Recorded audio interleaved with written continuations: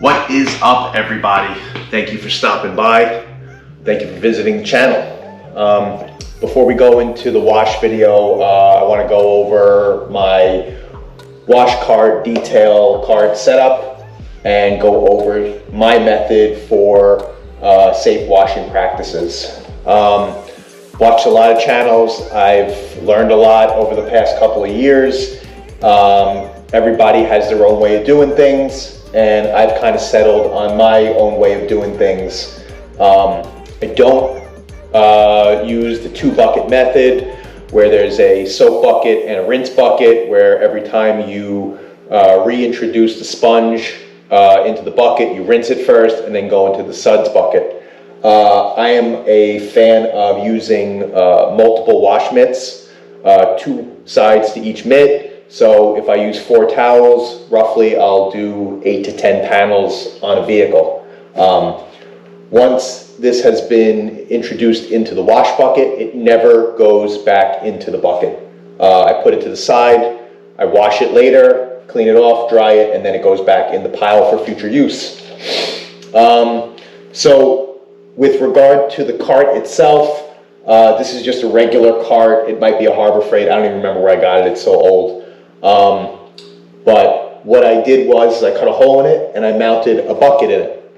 Now, this bucket has a hose adapter to it. So if you see here, here's my drain hose for it. Since this water stays clean and I never introduce a dirty sponge into it, this could be used for a second car wash. However, I digress. What I'll do is, because I am using, bougie car wash soap, some things that do cost more than what you would find in a Walmart or an AutoZone, is after each wash, I take the water that's in here that's still pretty clean and I drain it into my wheel bucket. So I deem that this water on second use is clean enough to safely wash wheels. So this is actually still full from my last wash. So what I'm going to do is I'm going to take my little valve here and open it wide up and start filling this bucket. So what's the benefit of having a bucket mounted cart? Well, for starters, I have a bad back. I don't think I own shoes with laces. Everything I own is slip-on. There are mornings where I feel it and my back hurts. So I try to work a little smarter. I try to not bend over to dip the sponge in the bucket as much as possible. Although the wheel bucket remains low, I usually clean wheels from a sitting position. But it's nice to have this bucket at probably like 36-inch height, where I'm not bending over. I'm just reaching in, dipping the sponge, washing whatever part of the car I need to, and then when the time comes, I'll introduce a new sponge into the bucket. In addition to not having to constantly bend down to, let's say, pick up the pressure washer hose, I installed a hook here where I'm trying to discipline myself, where every time I put the hose down, it gets hung here. So again, I'm not constantly kneeling, squatting, bending over, and putting strain on my back. What other things do I have on this cart? This empty spot here is for an empty bucket in which I put all used towels in. Doing laundry now, so that bucket's not here. I have a cheap Poolin Pro steamer here, which gets plugged in at the beginning of every job because it takes about a half an hour for it to heat up properly.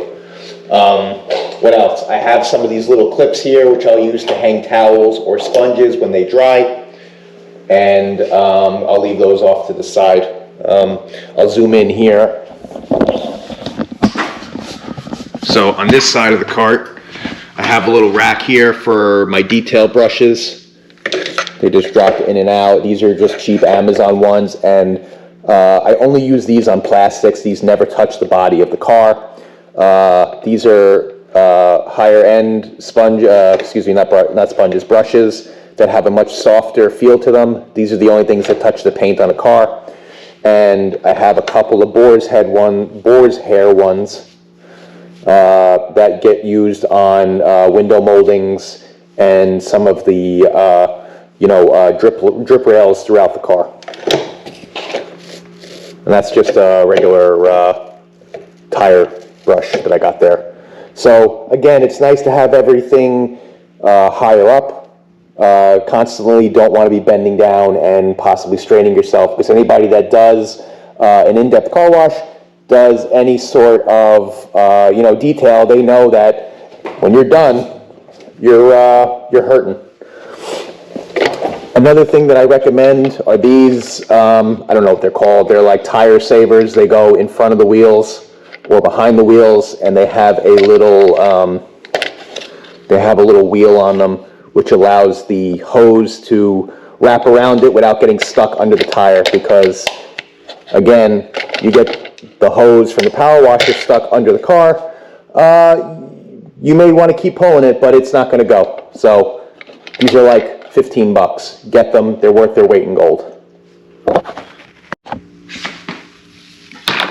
So we're done draining our bucket.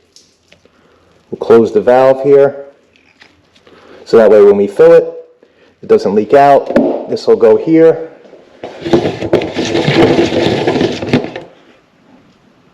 See, the bucket's empty. Sometimes I'll rinse this out, leave the valve open, let it run out, and start with a fresh bucket. There are some holes drilled in here in case this overflows. Everything will just leak out, and this won't get full of water. In the future, I want to add some sort of cradle for the detailing tools, such as the random orbitals.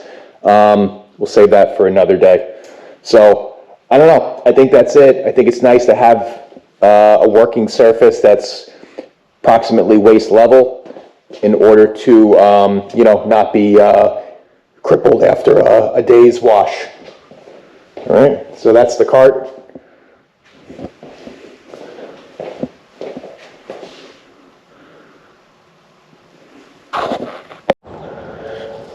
So it's about 38 degrees out right now. I live in New York. Sexy gloves.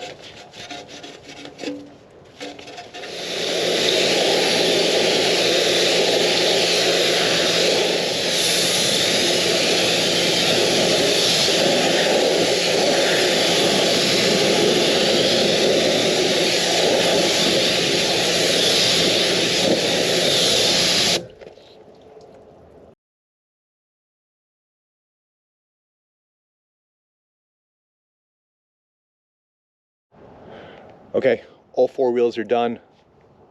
I'm gonna go grab a cup of coffee and walk the dogs. Then we'll start doing the door jams. Okay, the sun is de-icing the car. So while that's happening, I'm gonna go around, I'm gonna do the door jams. We've got our soft brush. We got APC mixed 10-1. We're gonna hose down the door jams. We're gonna agitate with some APC and then rinse off.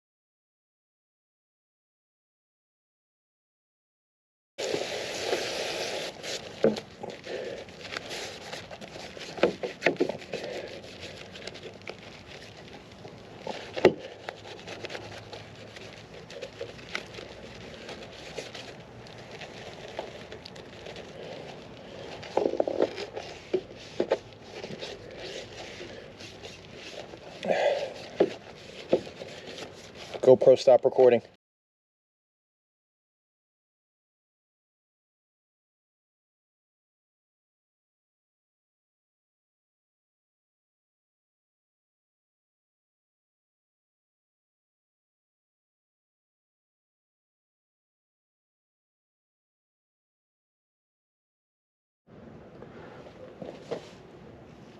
Rinsed out the brush, then we do the Bob Ross method.